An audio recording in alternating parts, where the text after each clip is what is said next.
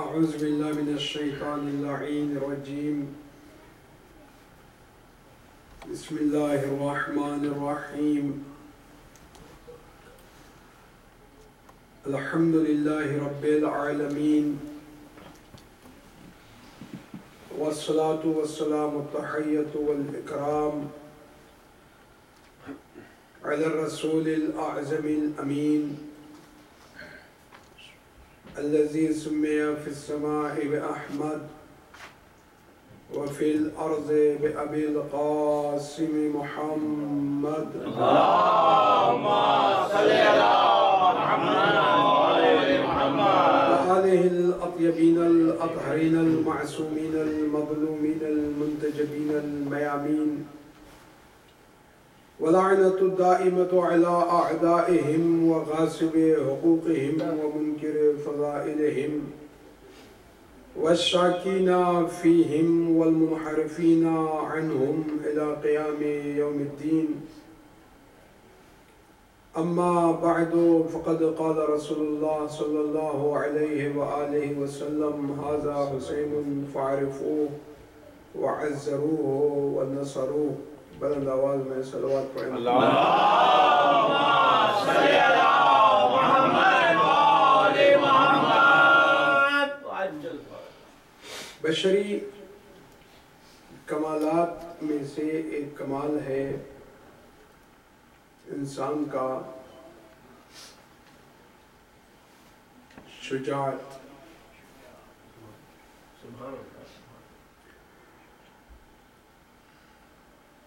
طاقت نہیں. سبحان اللہ. طاقت کمال نہیں ہے, شجاعت کمال ہے.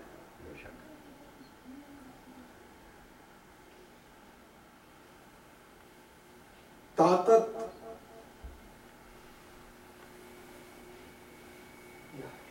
آزاد خواہش کا نام ہے.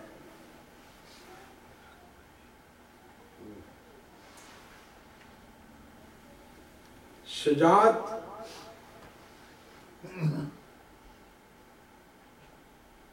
طاقت کے مظاہرے کا نام نہیں ہے. شجاعت طاقت کے مظاہرے کا نام نہیں ہے, بلکہ شجاعت طاقت کو عقل کا غلام بنانے کا نام ہے. سبحان اللہ سبحان اللہ سبحان اللہ. شجاعت طاقت کو پابند عقل بنانے کا نام ہے. سبحان اللہ سبحان اللہ. اسی لیے امیر المومنین نے فرمایا اشجع الناس من غلب ہوا. شجاع ترین انسان وہ ہے جو اپنے نفس پر قابو پائے. اس سے بڑا کوئی بہادر نہیں ہو سکتا. اور قرآن مجید نے تمام طاقتوں کا سرچشمہ صبر قرار دیا. سبحان اللہ سبحان اللہ. قرآن مجید نے جتنی طاقتیں ہیں ان سب کا سرچشمہ صبر کو قرار دیا. جتنی طاقتیں, میں ابھی آئندہ گفتگو کروں گا کہ اس صبر سے کتنی طاقتیں انسان کو ملتی ہیں. ایک صبر سے کتنی طاقتیں انسان کو ملتی ہیں. صبر مجبوری کا نام نہیں.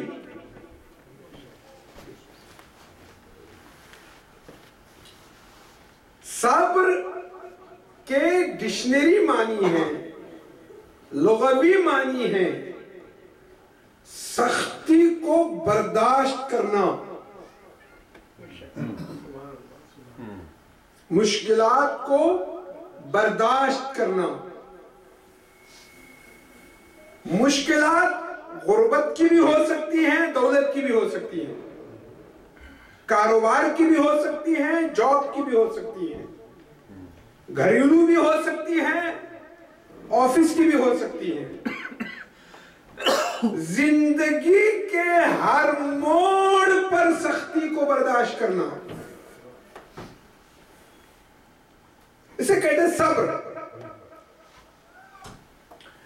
قرآن مجید نے کہا وَاسْتَعِینُوا بِالصَّبْرِ وَالصَّلَاةِ،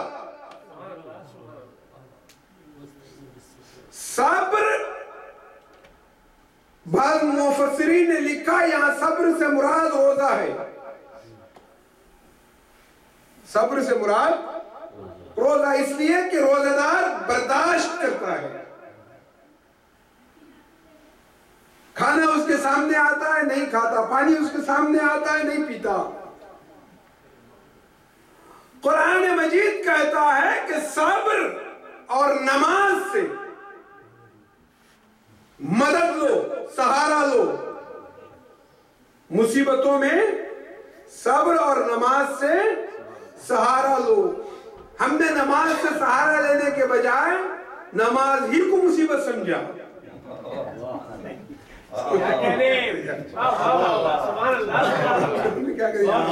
قرآن مجید نے کہا کہ بھئی تم نماز سے مصیبت میں سہارا لو، ہم نے نماز ہی کو مصیبت سمجھ لیا۔ تو جو نماز خود مینٹلی ذہنی طور پر انسان کے لیے مصیبت بن جائے، ایسی نماز بھلا مصیبت سے انسان کو چھٹکارا کیا دلائے گی؟ ذرا غور کیجئے گا میں کیا کہنے جا رہا ہوں، توجہ کیجئے گا۔ مجھ سے مولانا کلبہ ساجد صاحب نے کہا میرے مکان میں کہ عابدی صاحب میں آپ کو ایک واقعہ سناتا ہوں۔ میں نے کہا کیا؟ میرے والد صاحب کے زمانے کا ایک واقعہ، ٹھیک ہے؟ انہوں نے کہا کہ لکھنؤ میں جہاں ہمارا گھر تھا، بالکل پڑوس میں ایک وہابی شیعہ ہو چکا، حد سے زیادہ لمبی داڑھی، پوری طاقت سے مڑی ہوئی مونچھیں، صاف شفاف سر، اس کے اوپر کھجور کی مقدس ٹوپی، ایسا وہابی، پکا کٹر، ٹخنوں تک شلوار، شیعہ ہو چکا ہے۔ تو ان کے والد صاحب نے کہا، دو چار لوگوں کو اس کے پیچھے لگایا کہ بھئی تحقیق کرو، کوئی جاسوس تو نہیں ہے یہ؟ ہو سکتا کوئی جاسوس ہو اور بھیس بدل کے جو ہے وہ ہماری کمیونٹی میں آیا ہو۔ انہوں نے دو چار لوگوں کو لگوا دیا تحقیق کے لیے۔ 2-3 مہینہ انہوں نے اس کے پیچھے تحقیق کی اور آ کر ان کو رپورٹ دی کہ آغا نہیں، پکا شیعہ ہو چکا ہے۔ تو انہوں نے کہا تمہارے پاس دلیل کیا ہے؟ تو ان لوگوں نے کہا پہلے نماز پڑھتا تھا، اب چھوڑ چکا ہے۔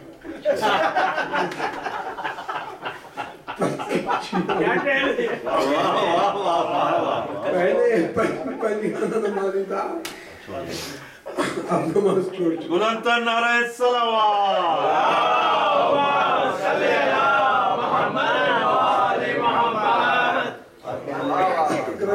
الحمدللہ آج یہ حالت نہیں ہے، آج یہ بات نہیں ہے، آج یہ بات نہیں ہے۔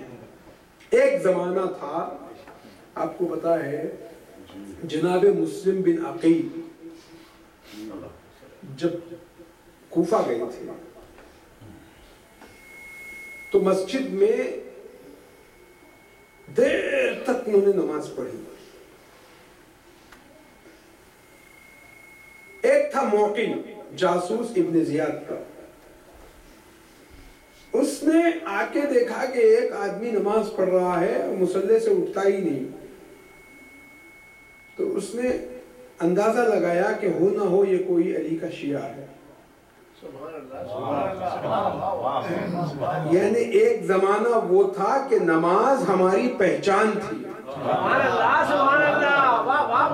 دشمن کی نگاہ میں ہماری پہچان نماز۔ قرآن مجید کہتا ہے نماز اور صبر سے مدد لو، کیوں؟ اس لیے کہ ان دونوں کے ساتھ اللہ ہے۔ ان اللہ مع الصابرین، اللہ صبر کرنے والوں کے ساتھ ہے۔ اور اس کے بعد کہا من اعرض عن ذکری فإن له معیشة ضنکا وَنَحْشُرُهُ يَوْمَ الْقِيَامَةِ أَعْمَى، جو میری نماز سے روگردانی کرے گا میں اس کی اکنامک کو ٹائٹ کر دوں گا۔ فَإِنَّ لَهُ مَعِيشَةً ضَنْكًا، ضنک کہتے ہیں تنگ کرنے کو، معیشت کہتے ہیں اقتصاد کو۔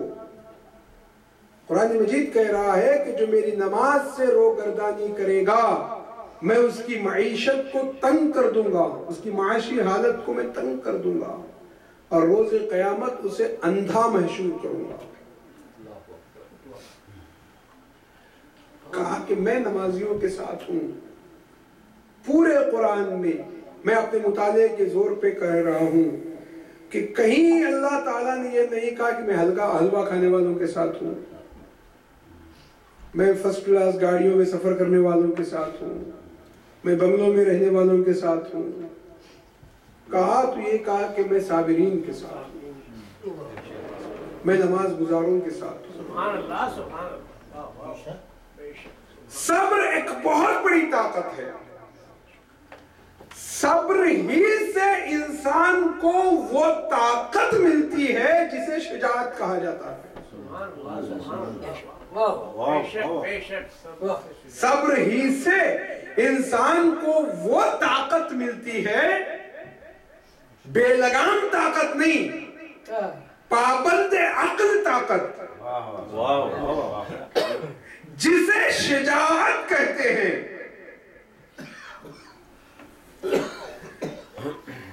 شجاعت یعنی طاقت کو عقل کا پابند بنانا۔ پیغمبر کی رحلت کے بعد مدینہ منورہ میں سب سے پہلا حادثہ کون سا ہوا؟ نبی کی رحلت کے بعد مدینہ منورہ میں سب سے پہلا حادثہ شہزادی کے دروازے پر آگ اور لکڑیاں جمع کی گئی، علی کے گلے میں رسی باندھی گئی، علی کو مدینہ کی گلیوں میں گھسیٹا گیا۔ سوال یہ ہے کہ اس وقت سلمان کہاں تھے، ابو ذر کہاں تھے، مقداد کہاں تھے، عمار کہاں تھے؟ مدینہ ہی میں تھے۔ کوئی تاریخ نہیں لکھتی کہ یہ مدینہ چھوڑ کر چلے گئے تھے۔ جس زمانے میں علی کے گلے میں رسی تھی، بندھی تھی، اس زمانے میں یہ سب کے سب مدینہ ہی میں تھے۔ مگر وہ کیا کر رہے تھے؟ علی کے گلے میں رسی کو دیکھ کر چپ کیوں تھے؟ کیا وہ بزدل تھے؟ کیا ان میں طاقت نہیں تھی؟ کیا وہ مقابلہ نہیں کر سکتے تھے؟ عمار وہی ہیں کہ جنہوں نے جنگ صفین میں اپنی شجاعت کے جوہر دکھائے، ابو ذر وہی ہیں کہ جنہوں نے بادشاہوں کو للکارا۔ تو یہ مدینہ ہی میں تھے، مگر کیا کر رہے تھے؟ فرض کیجئے اگر ہم وہاں ہوتے تو کیا ہوتا؟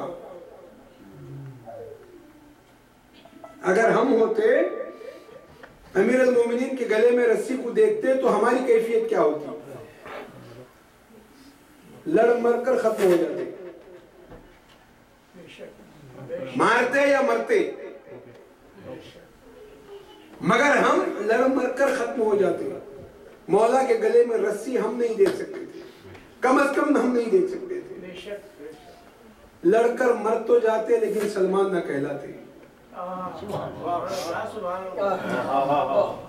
ابو ذر نہ کہلاتے، مقداد نہ کہلاتے۔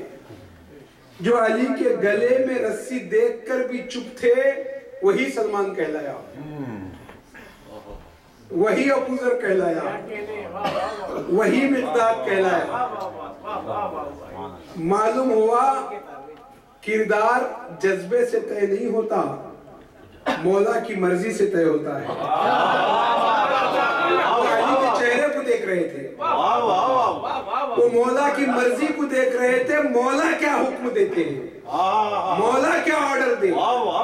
ہم دیکھتے رہیں گے، جب مولا حکم دیں گے لڑنے کا تو ہم لڑیں گے۔ مولا نے کوئی حکم نہیں دیا اس لیے ہم خاموش ہیں۔ ماشاءاللہ کیا کہنے۔ یہ جو طاقت تھی سلمان و ابو ذر و مقداد کے پاس، اس طاقت کو انہوں نے مولا کی مرضی کا پابند بنایا ہوا تھا۔ اسی لیے کوئی 10ویں درجے پہ پہنچا، کوئی 9ویں درجے پہ پہنچا۔ یعنی جو جس کے پاس جتنی قوت برداشت تھی اتنا ہی وہ ایمان کے درجے پہ پہنچا۔ اس سے بڑا نازک مرحلہ، اس سے بڑا نازک مرحلہ جنگ صفین۔ جنگ صفین لیلۃ الحریر، 500 تکبیریں امیر المومنین نے ایک رات میں بلند کی۔ حریر کہتے ہیں باریک کپڑے کو، حریر کہتے ہیں باریک کپڑے کو۔ امیر المومنین نے جنگ کے اصولوں کو توڑ دیا تھا۔ جنگ میں لوگ زرہیں پہن کے جاتے ہیں، لوہے کا لباس پہن کے جاتے ہیں۔ اتنی بڑی جنگ اور علی نے باریک لباس پہنا۔ کتنا بڑا بہادر تھا میرا مولا، اسی لیے اسے لیلۃ الحریر کہتے ہیں، باریک لباس۔ میرے مولا نے کہا تھا کہ نہ میں موت سے ڈرتا ہوں، چاہے مجھے موت کے منہ میں ڈھکیل دو یا موت کو میرے اوپر ڈال دو۔ ابو طالب کا بیٹا کبھی موت سے گھبرانے والا نہیں۔ لیلۃ الحریر، علی کے 4 بیٹے اس جنگ میں شریک تھے۔ امام حسن بھی، امام حسین بھی، محمد حنفیہ بھی، جناب عباس بھی۔ علی کے 4 بیٹے، کم و بیش 1 مہینہ لڑی گئی ہے جنگ، 1 مہینہ لڑی گئی۔ سب سے طولانی جنگ جنگ صفین اسلام کی، 1 مہینہ لڑی گئی اور علی کے 4 بیٹے۔ اور اس لیلۃ الحریر کو مالک اشتر نے 999 مارے تھے، ایک مالک اشتر نے۔ امام حسن نے بھی شہید مارے قتل کیے تھے، امام حسین نے بھی سپاہیوں کو مارا تھا، محمد حنفیہ نے بھی مارا تھا، جناب عباس نے بھی مارا تھا۔ مالک اشتر تمام کشتوں کو گننے لگے، لیلۃ الحریر شمار کرنے لگے، اتنے حسن نے مارے، اتنے حسین نے مارے، اتنے محمد حنفیہ نے مارے، اتنے عباس نے مارے۔ سوال یہ ہے کہ مر جانے کے بعد کیسے پتا چلے کہ کس نے کس کو مارا؟ مر جانے کے بعد کیا پتا کہ کس نے کس کو مارا؟ تو معلوم ہوا کہ سب کا انداز جہاد الگ الگ تھا۔ عباس کے مارنے کا انداز الگ تھا، امام حسن کے مارنے کا انداز الگ تھا، محمد حنفیہ کے وار کا انداز الگ تھا، میرے مولا کے مار کا انداز الگ تھا۔ اس لیے کہ میرا مولا جب وار کرتا تھا تو برابر 2 ٹکڑے کرتا تھا، دشمن بھی سمجھ لیتا تھا کہ اسے علی نے مارا ہے۔ میں کیا کہنے جا رہا ہوں، سب کا انداز جہاد الگ الگ۔ مالک اشتر نے 999 مارے، کشتوں کو گن لیا، گننے کے بعد شمار کرنے کے بعد مالک اشتر کی دماغ میں یہ بات آئی کہ کاش میں ایک اور مار لیتا تو آج میں علی کے برابر ہو جاتا۔ امیر المومنین نے 1000 مارے تھے لیلۃ الحریر تک، مالک اشتر نے 999 مارے تھے۔ مالک اشتر کے دل میں یہ خیال آیا کہ کاش ایک اور مار لیتا تو آج میں اور علی برابر ہو جاتے۔ جیسے ہی مالک کے دل میں یہ خیال آیا، علی نے اپنا آدمی بھیجا، امام مبین اسے کہتے ہیں جو لوگوں کے دلوں کے بھیدوں کو جانتا ہے۔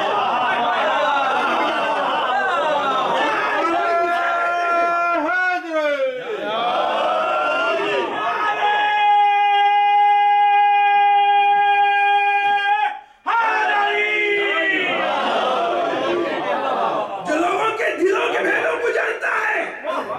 ذہن میں جو فطور آیا تھا مالک اشتر کے، کہا مالک ادھر آؤ، مالک آئے، دور کھڑے ہو گئے ہاتھ باندھ کر، مولا کیا حکم ہے؟ علی نے کہا مالک کیا سوچ رہے تھے؟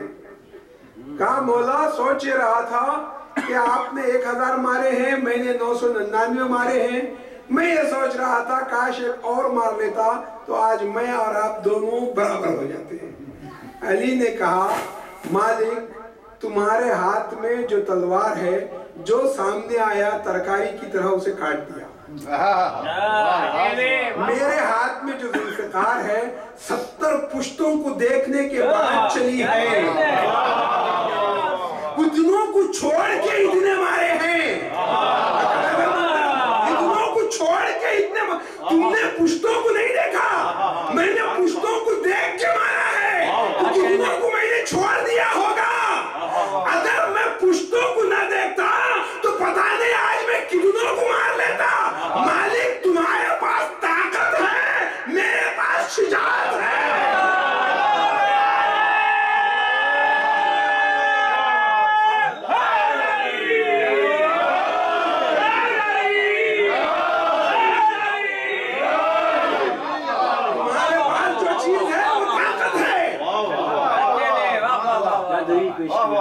میرے پاس جو چیز ہے وہ شجاعت ہے۔ اسی لیے ایک سنی عالم نے کہا، امام شافعی نے 3 چیزیں آج تک 3 چیزوں کے ساتھ کسی بشر میں جمع نہیں ہو سکی: علم کے ساتھ عمل، مال کے ساتھ سخاوت، شجاعت کے ساتھ تدبر۔ یہ 3 چیزیں آج تک علی کے سوا کسی انسان میں جمع نہیں ہو سکی۔ تمہارے پاس طاقت ہے، میرے پاس شجاعت ہے۔ شجاعت طاقت کے مظاہرے کا نام نہیں، طاقت کو پابند عقل بنانے کا نام ہے۔ جنگ صفین میں مالک اشتر پڑھتے چلے جا رہے ہیں، پڑھتے چلے جا رہے ہیں، یہاں تک کہ معاویہ اور مالک اشتر کے درمیان صرف ایک تلوار کا فاصلہ رہ گیا ہے، صرف ایک تلوار کا فاصلہ رہ گیا ہے۔ مالک اشتر معاویہ کے خیمے تک پہنچ چکے ہیں، اس کے ٹینٹ تک پہنچ چکے ہیں، صرف ایک تلوار کا فاصلہ رہ گیا ہے۔ معاویہ کی جو طاقت تھی، ابن ابی الحدید شرح نہج البلاغہ میں لکھتا ہے، چھپکلی کو مارنے کے بعد جس طرح اس کی دم اچھلتی کودتی ہے، بس اس کی سانسیں اس طریقے سے چل رہی تھی، اتنا کمزور ہو چکا تھا۔ مالک اشتر معاویہ کے قریب پہنچ چکے ہیں، پوری طاقت سے تلوار اٹھا چکے ہیں۔ اتنے میں کسی شخص نے پیچھے سے مالک اشتر کے کندھے پہ ہاتھ رکھا، مالک نے مڑ کے دیکھا تلوار اٹھی ہوئی ہے۔ کہا کون ہو؟ کہا علی بلا رہے ہیں۔ پوری طاقت سے اٹھی ہوئی تلوار کو مالک اشتر نے روک لیا۔ ایک سپاہی کے لیے تلوار چلانا آسان ہوتا ہے، تلوار روکنا مشکل ہوتا ہے۔ جو حقیقی سپاہی ہوتا ہے اس کے لیے تلوار چلانا بہت ایزی ہوتا ہے، اس لیے وہ فنکار ہوتا ہے، لیکن تلوار کو روکنا ایک خطیب کے لیے بولنا آسان ہوتا ہے۔ آپ اسے ممبر کو بٹھا کے کہیں اب چپ بیٹھو، نہیں بیٹھ سکتا، وہ پریشان ہوگا، وہ نہیں آئے گا، دوبارہ نہیں آئے گا۔ صحیح کہہ رہے ہیں۔ خطیب کے لیے بولنا آسان ہے، چپ چپ رہنا مشکل. ایک سپاہی کے لیے تلوار چلانا بہت آسان، لیکن تلوار کو روکنا بہت مشکل. نہ جانے مالک اشتر کو اپنے نفس پر کتنا کنٹرول تھا. علی کا تربیت یافتہ تھا، پوری طاقت سے اٹھی ہوئی تلوار کو روک لیا. اگر ہم وہاں ہوتے تو معاویہ کو پہلے مارتے علی کے منع کرنے کے باوجود، اور پھر واپس آ کے کہتے مولا، اگر مولا پوچھتے کہ تم نے یہ کیا کر دیا تو ہم کہتے مولا کیا کرے، چل گئی. دشمن سامنے تھا، جیت قدموں میں تھی، فتح و ظفر میں اپنے آنکھوں کے سامنے ہم دیکھ رہے تھے. ایسے بڑے دشمن کو نہ مارتے تو کیا کرتے؟ مولا ہم نے تو اس کی گردن اڑا دی، اب اگر ہم نے آپ کی نظر میں کوئی قصور کیا ہے تو یہ تلوار لیجئے، ہمیں مار دیجئے. اگر مالک اشتر علی کے منع کرنے کے باوجود معاویہ پر تلوار چلا دیتے، ہو سکتا علی مالک اشتر کے بارے میں یہ کہہ دیتے بڑا دلیر تھا، بڑا بہادر تھا، بڑا جری تھا، بڑا پہلوان تھا. لیکن کبھی علی مالک اشتر کے بارے میں یہ نہ کہتے کہ مالک میرے لیے ویسا ہی تھا جیسے میں رسول اللہ کے لیے تھا. مالک میرے لیے ویسا ہی تھا جیسے میں رسول اللہ کے لیے تھا. اب میں یہ بولا کہ منصوب ترجمہ ہے جو مالک اشتر کے بارے میں امیر المومنین نے فرمایا ہے. اب وہ شعر نہیں پڑھوں گا، مجھے پتا ہے سرود گزر جائیں گے، مگر بڑے پیارے آپ اس کو سنیے، کم از کم ان اشعار کو پڑھیے کہ امیر المومنین نے مالک اشتر کے بارے میں کیا کہا ہے. ہو سکتا اگر قتل کر دیتے معاویہ کو تو کہہ دیتے بڑا بہادر تھا، لیکن کبھی یہ نہ کہتے کہ وہ میرے لیے ویسا ہی تھا جیسے میں رسول اللہ کے لیے تھا. سبحان اللہ، سبحان اللہ. نعرہ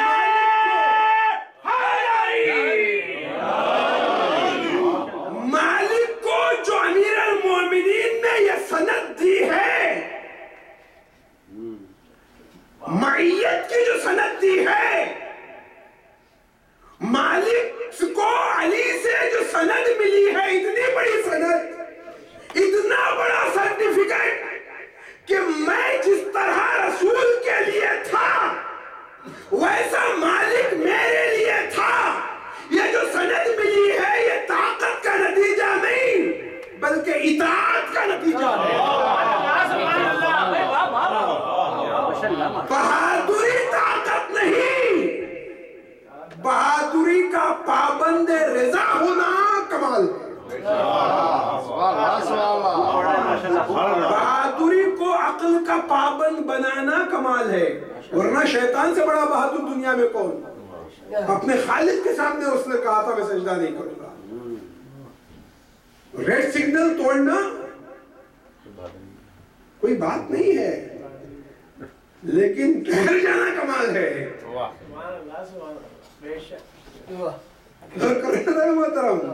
ریڈ سگنل توڑنا کمال نہیں ہے، ریڈ سگنل دیکھتے ہی رک جانا کمال ہے. طاقت رکنا ہے، آگے بڑھنا نہیں. پوری گاڑی کو روکنا، ایکسیلیٹر کے کنٹرول میں رہنے کے باوجود، اسٹیئرنگ کے کنٹرول میں ہونے کے باوجود، گیس آپ نے بھری ہوئی اپنے پیسے سے، 1 ملین کی گاڑی خریدی ہے آپ نے، مگر اس کے باوجود جیسے ہی ریڈ سگنل آ گیا آپ نے بریک لگا دیا. اسی کا نام شجاعت ہے. اصلی شجاعت یہی ہے کہ طاقتوں کو کنٹرول میں رکھو، ورنہ تمہیں راستے کی ہلاکت تو نظر آتی ہے لیکن مذہب کی ہلاکت نظر نہیں آتی. راستے کی ہلاکت تو نظر آ جاتی ہے لیکن مذہب کی ہلاکت نظر نہیں آتی. کیا کہنے؟ صبر اللہ تعالیٰ کی کچھ صفات ہیں، آپ کو پتا ہے، صفات ثبوتیہ، صفات سلبیہ،